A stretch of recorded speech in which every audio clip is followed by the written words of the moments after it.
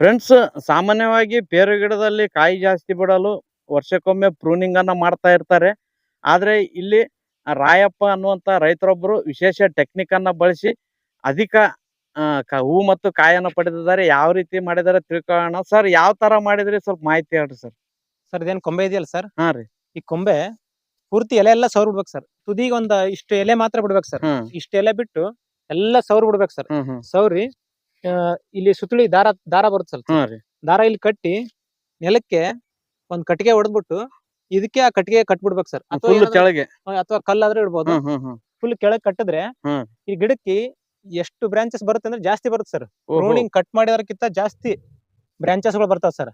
ಆ ಪ್ರತಿಯೊಂದು ಬ್ರಾಂಚಸ್ಗೆ 2-3 ಕಾಯಿ ಕಂಪಲ್ಸರಿ ಆಗೇ ಆಗ್ತಾವ ಸರ್. ಒಂದ್ ಬ್ರಾಂಚಸ್ ಬಂತು ಅಂದ್ರೆ ಅದಕ್ಕೆ ಕಾಯಿ ಆಗೇ ಆಗ್ತಾವ. ಕಟಿಂಗ್ ಮಾಡಿರೋದಕ್ಕೆ ಕಾಯಿನೇ ಇಲ್ಲ ಸರ್.